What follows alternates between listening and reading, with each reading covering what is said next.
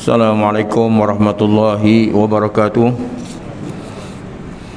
Ila hadratin Nabi Karim Mustafa Rasulullah sallallahu alaihi wasallam. Syalomul Fatihah.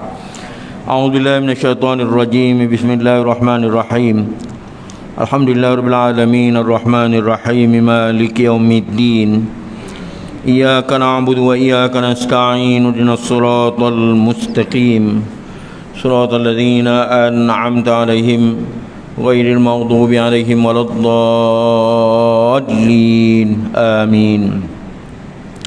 Nahmaduhu wa nasta'in wa nastaghfiruhu wa na'udzu billahi min shururi anfusina wa min sayyiati a'malina. Man yahdihillahu fala mudilla lahu wa man yudlil fala hadiya lahu. Nashhadu an la ilaha illallah wahdahu la syarika lah wa ashhadu anna Muhammadan 'abduhu wa rasuluh. Subhanaka la ilma lana illa ma 'allamtana innaka antal alimul hakim. Allahumma iftah alaina hikmataka wa anshur alaina min khazaini rahmatika ya arhamar rahimin.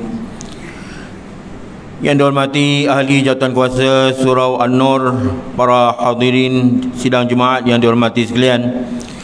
Alhamdulillah, dengan izin Allah SWT serta taufik dayanya, dapat kita sama-sama memenuhi ruang kekosongan ini.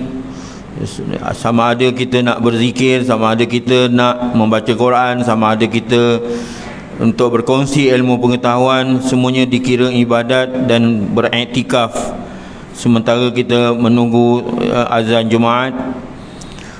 Jadi eloklah kita sama-sama merenungi tajuk yang kita akan bincangkan bersama pada hari ini, berkaitan dengan orang yang paling terakhir masuk ke syurga dan orang yang paling terakhir keluar dari neraka. Orang-orang yang beriman, maknanya orang yang percaya 100% yakin kepada rukun iman, ya, tu'minuna billah wa malaikatihi wa kutubihi wa rusulihi wal qadarihi wa khairihi wa syarrih. Jadi orang yang beriman yang melakukan dosa semasa di dunia ini, setelah mereka dimasukkan ke dalam neraka dan diseksa di dalam neraka itu mengikut qadar dosa-dosa yang dilakukannya, kemudian mereka akan dikeluarkan dari neraka itu dan mereka akan dimasukkan ke dalam syurga. Ini pegangan pendirian atau i'tiqad ahli sunnah wal jamaah. Hal ini telah disebutkan oleh Rasulullah SAW dalam hadisnya yang diriwayatkan daripada Abdullah bin Mas'ud radhiyallahu anhu, bahawa Nabi SAW telah bersabda,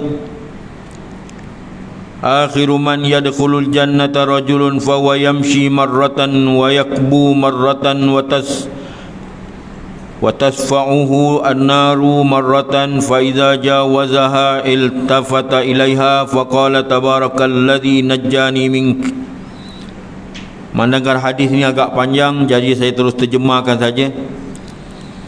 Orang yang terakhir sekali masuk syurga adalah seorang lelaki yang mana ia kadang-kadang berjalan dan terkadang-kadang merangkak, dan bahkan kadang-kadang masih juga dia itu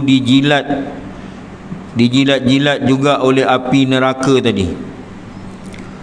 Setelah ia dapat melalui tempat api itu, ya, ia pun menoleh ke belakang lalu berkata, Maha suci Allah yang telah menyelamatkan diriku daripada kamu, daripada bakaran api neraka semasa melalui titian Siratal Mustaqim ini. Sesungguhnya aku telah dikurniakan oleh Allah Ta'ala suatu pemberiannya yang belum pernah diberikan oleh Allah Ta'ala kepada seseorang pun, sama ada dari golongan orang-orang yang terdahulu awalin ataupun sama ada orang yang terkemudian, iaitu golongan akhirin.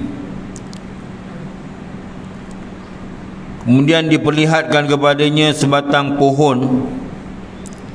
Maknanya ya, lelaki ini berjalan, kadang-kadang merangkak, kadang-kadang masih dijilat oleh api lagi. Akhirnya dia dapat melalui ataupun menyeberangi lautan api neraka itu. Ia pun menoleh ke belakang lalu berkata, Maha suci Allah yang telah menyelamatkan diriku daripada kamu. Sesungguhnya aku telah dikurniakan oleh Allah Ta'ala suatu pemberian yang belum pernah diberikan oleh Allah SWT kepada seseorang pun, sama ada dari golongan orang yang terdahulu, golongan al-awwalin, ataupun golongan orang yang terkemudian, iaitu akhirin. Kemudian diperlihatkan kepadanya sebatang pohon. Lalu ia berkata, Ya Tuhan aku, sudilah kiranya Engkau, Ya Allah, mendekatkan aku kepada pohon ini, supaya aku dapat bernaung di bawah pohon itu, dan dapat pula meminum airnya, air yang mengalir di bawah pohon itu. Lalu Allah berfirman, Wahai anak Adam, makna wahai orang yang melintas, yang dapat melintas titian siratal mustaqim tadi, barangkali kalau sudah kuberikan kepada kamu permintaanmu itu, iaitu duduk di bawah naungan pohon yang tersedia air mengalir di bawahnya, aku tidak akan apakah kiranya engkau tidak meminta lagi selain daripada itu?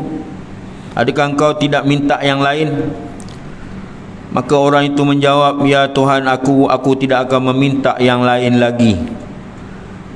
Lalu orang itu disuruh berjanji tidak akan meminta yang lain lagi.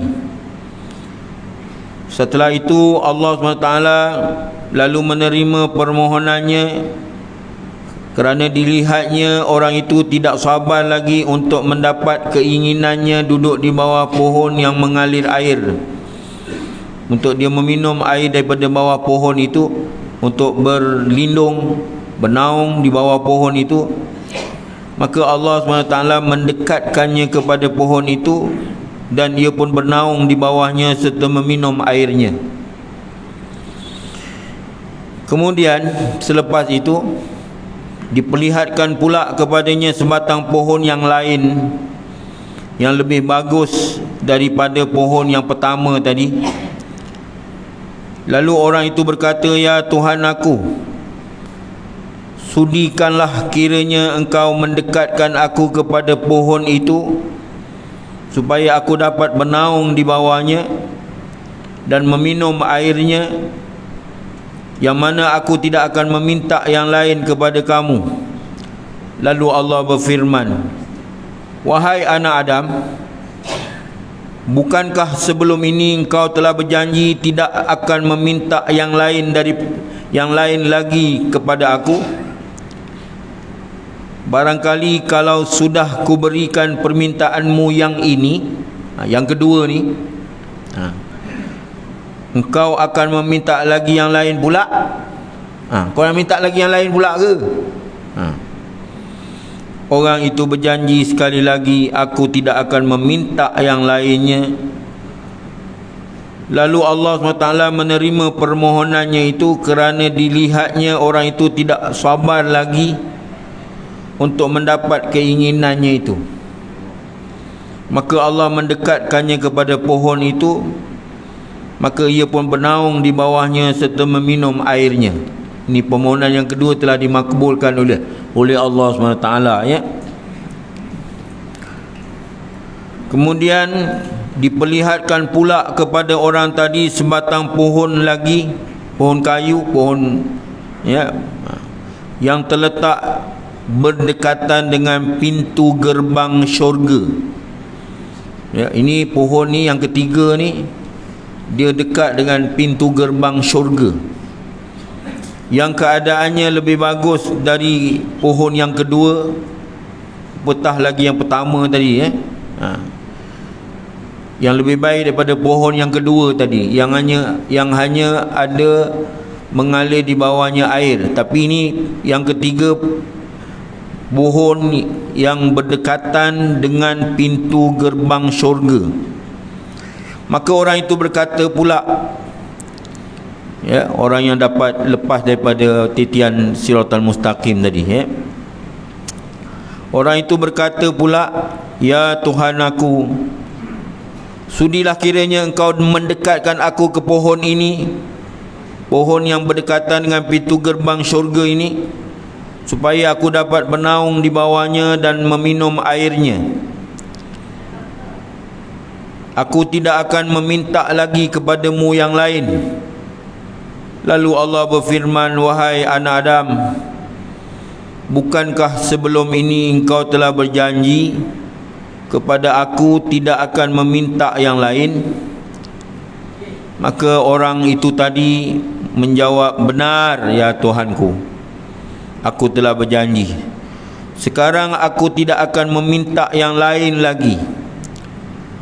Oleh itu Allah menerima permohonannya, kerana dilihatnya orang itu sudah tidak sabar lagi untuk mendapat keinginannya. Lalu didekatkannya orang tadi kepada pohon itu, pohon yang berdekatan dengan gerbang pintu syurga tadi. Apabila orang itu sudah didekatkan kepada pohon yang terletak berdekatan dengan pintu syurga itu, maka terdengarlah olehnya suara-suara riuh rendah dari ahli syurga. Yang mendiami di dalam syurga itu terdengar suara riuh rendah ahli syurga. Kemudian ia pun berkata lagi, ya Tuhan aku, masukkanlah aku ke dalam syurga itu. Lalu Allah berfirman, wahai anak Adam, apakah yang boleh memuaskan hatimu yang akan kukurniakan kepada kamu, sehingga engkau tidak meminta-minta lagi?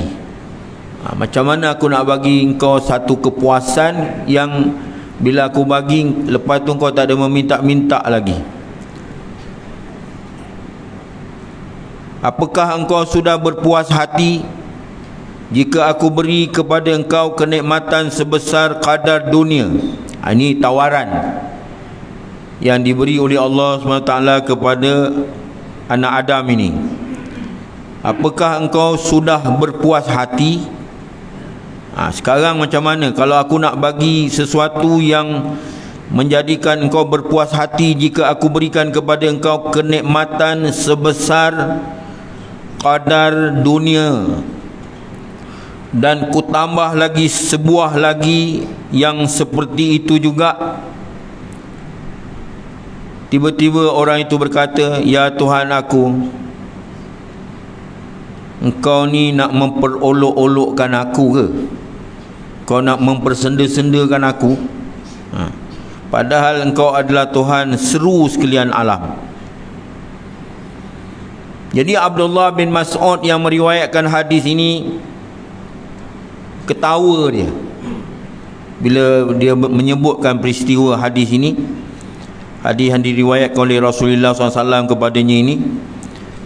Abdullah bin Mas'ud ketawa dia mendengarkan, ya, pihak Ibnu Adam ni tadi, anak Adam yang keluar, yang selamat daripada titian siratal mustaqim tadi, dia tempelak Allah Ta'ala balik. Dia kata, ya Tuhan aku, apakah engkau nak memperolok-olokkan aku, nak mempermain-mainkan aku, atau mempersenda-sendakan aku di atas pemberian itu, padahal engkau adalah Tuhan seluruh sekalian alam?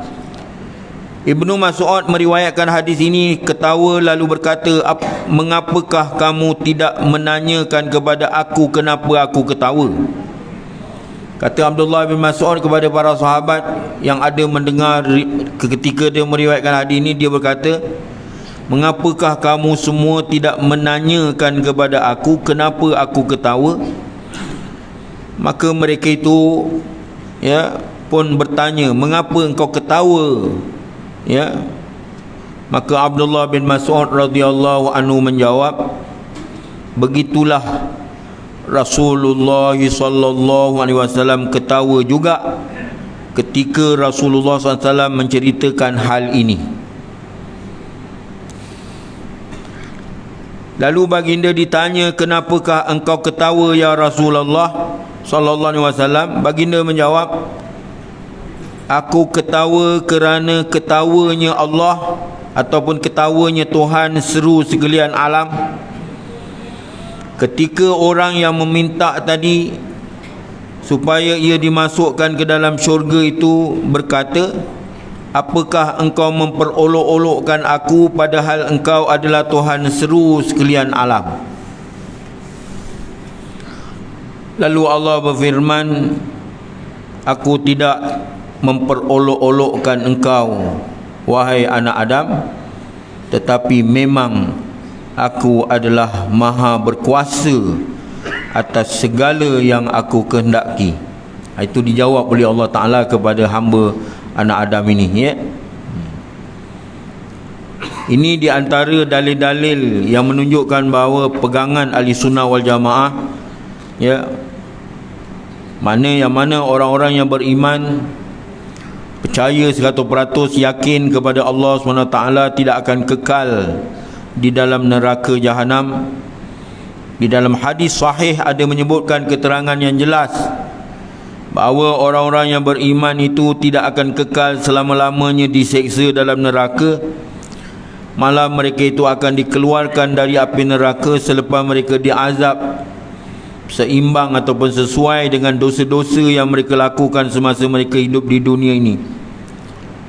Jadi sempena kita berada di ambang awal Syawal ini, setelah kita melalui ujian, ya, ataupun peperiksaan di madrasah Ramadan yang lalu, ya, maka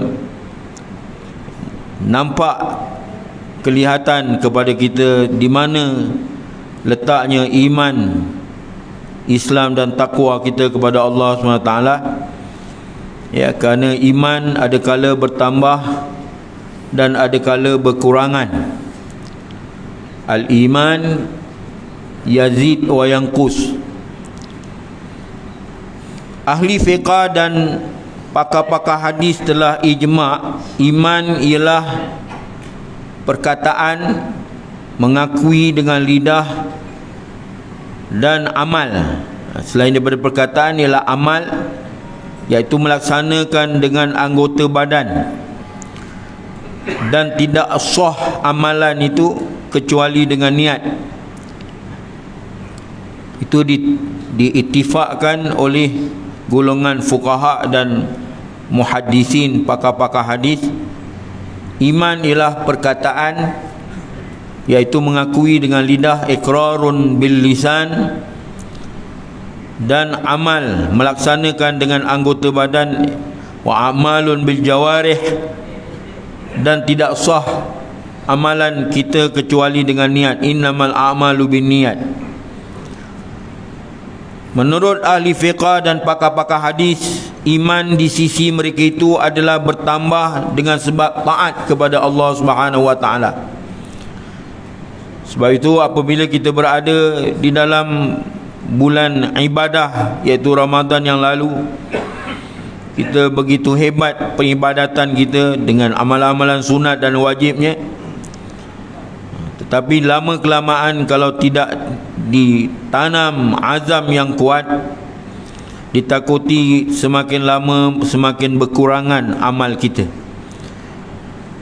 Iman di sisi mereka itu ahli fiqah dan ahlul hadis adalah bertambah dengan sebab taat kepada Allah Ta'ala dengan menambah-nambahkan amal ibadat, dan berkurangan iman tadi dengan sebab maksiat ataupun, ya, maksiat kepada Allah SWT.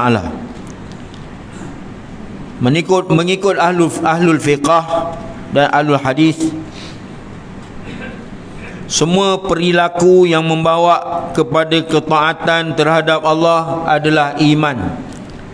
Apa saja perilaku membawa kepada ketaatan terhadap Allah SWT, sembahyang, puasa, zakat, haji, ya, ataupun sebagainya, amalan zikir, wirid, doa, istighfar, mohon keampunan serta berdoa, ini semua dikira apa saja perilaku yang membawa kepada ketaatan terhadap Allah adalah dikira iman. Sebab itulah ahli fiqh dan ahlul hadis ini berhujah iman itu bertambah dan berkurang adalah berdalilkan nas Al-Quran dan berdalilkan hadis Nabi SAW, sebagaimana firman Allah SWT, A'udzu billahi minasyaitonir rajim. Innamal mu'minuna alladzina idza dzukirallahu wajilat qulubuhum wa idza tuliyat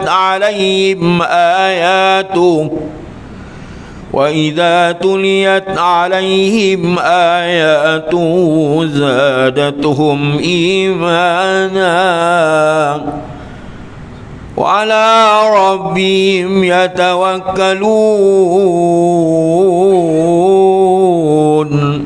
Surah Azim, Suratul Anfal ayat 2. Sesungguhnya orang-orang yang beriman, yang sempurna imannya ialah mereka yang apabila disebut nama Allah, apabila disebut sifat-sifat Allah, gementarlah hati mereka itu.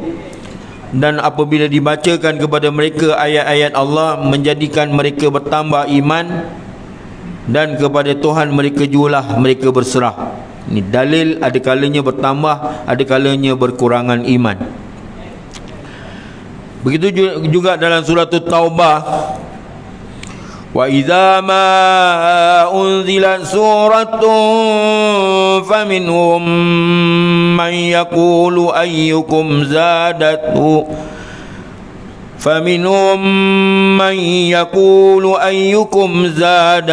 hadhihi imana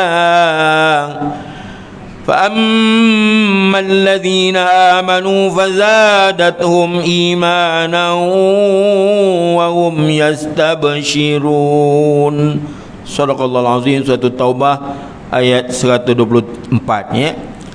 Dan apabila diturunkan sesuatu surah dari Al-Quran, maka di antara mereka yang munafik ada yang bertanya secara mengejek-ngejek, siapakah di antara kamu yang imannya bertambah disebabkan oleh surah ini? Adapun orang-orang yang beriman, maka surah itu menambahkan iman mereka, sedangkan mereka bergembira dengan turunnya surah tadi ya. Begitu juga firman Allah SWT, Wallazi anzala as-sakinata fi qulubil mu'minin liyazdadu imanan ma'a imanihim. Suratul Fatih ayat 4. Tuhan yang membuka jalan kemenangan itu, dialah yang sebenarnya menurunkan semangat tentang tentramnya ke dalam hati orang-orang yang beriman semasa mereka menghadang terhadap angkara musuh, supaya mereka bertambah iman dan yakin di samping iman dan keyakinan mereka yang sedia ada. Itu dalil-dalil Al-Quran yang menunjukkan al-iman yazid wa yanqus. Iman ada kala bertambah, ada kala berkurangan ya. Adapun berkaitan dengan hadis pula, diriwayatkan oleh Bukhari dan Muslim, lafaznya daripada Imam Muslim dalam kitab Fathul Bari, al-imanu bid'un wa sab'una syu'batan a'laha qawlu la ilaha illallah wa adnaha imatatul adha 'anit tariq wal haya'u syu'batun minal iman. Iman tercabang kepada 79 cabang. Cabang yang tinggi sekali ialah mengucap la ilaha illallah, dan iman yang rendah sekali ialah membuangkan sesuatu benda yang menyakiti manusia di jalan raya, dan malu adalah satu cabang daripada iman. Begitu juga hadis Nabi SAW menyebutkan dalam Imam Tirmizi dan Hakim, Atau kama qala Rasulullah sallallahu alaihi wasallam, akmalul mu'minina imanan ahsanum khuluqa. Orang-orang mukmin yang sempurna imannya ialah mereka yang baik budi pekertinya. Dan seterusnya hadis Rasulullah sallallahu alaihi wasallam, man ra'a minkum munkaran falyughayyirhu biyadihi, fa in lam yastati' fa bilisanihi, fa in lam yastati' fa biqalbihi, wa dzalika adhaful iman. Rawahu Imam Muslim bi Syarhil Nawawi rahimahullahu taala. Sesiapa yang melihat di kalangan kamu perbuatan yang mungkar, maka hendaklah diubah dengan tangan. Jika tidak berkuasa, tak mampu, maka hendaklah diubahkan dengan lidah, diberi nasihat dan pengajaran. Jika tidak berkuasa, tidak ada kuasa juga, maka hendaklah diubah dengan hati, yakni dibenci perbuatan yang mungkar itu. Dan yang demikian adalah iman yang paling lemah. Jadi kesimpulan, di antara sebab-sebab yang penting bertambah iman seseorang itu ialah tak dapat tidak mengetahui nama-nama Allah.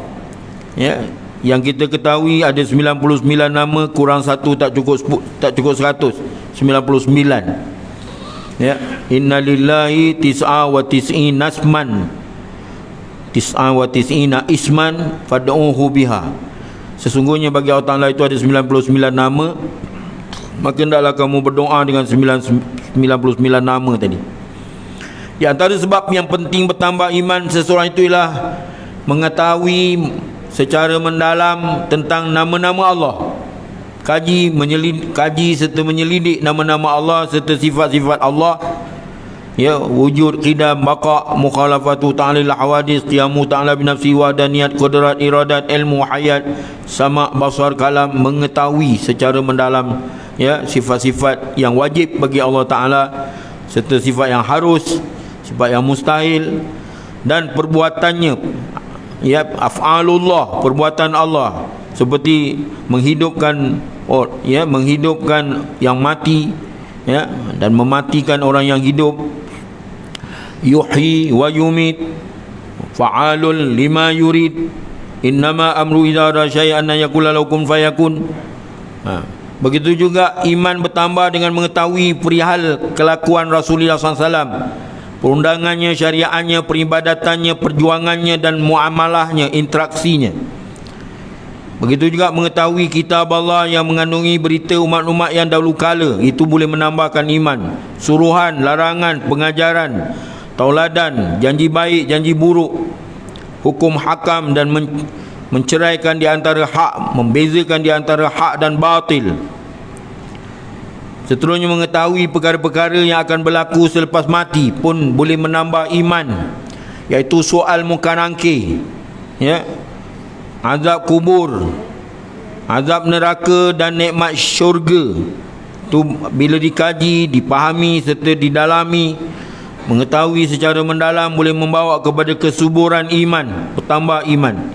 Dan akhir sekali lah mengetahui hal ehwal di akhirat, iaitu bangkit dari kubur, perhimpunan di mahsyar, pada mahsyar, dihitung amal ibadat, huru-hara di akhirat, siratal mustaqim, mizan, timbangan amal dan syurga serta neraka. Wallahu alam. Kadar yang dapat saya sampaikan pada hari ini sebagai bahan renungan untuk kita terus mendekatkan diri kepada Allah Ta'ala dengan amal soleh, ya, baca Quran, zikir, wirid, doa dan seterusnya, ya, memeriahkan rumah Allah dengan pengajian dan sebagainya. Mohon ampun dan maaf. Wabillahi taufiq wal hidayah. Assalamualaikum warahmatullahi wabarakatuh. Bismillahirrahmanirrahim. Alhamdulillahirabbil alamin. Wassalatu wassalamu ala asyrafil anbiya'i wal mursalin wa ala alihi washabihi ajmain. Allahumma anfa'na bima 'allamtana. Allahumma waffiqna lima tuhibbu wa tarda.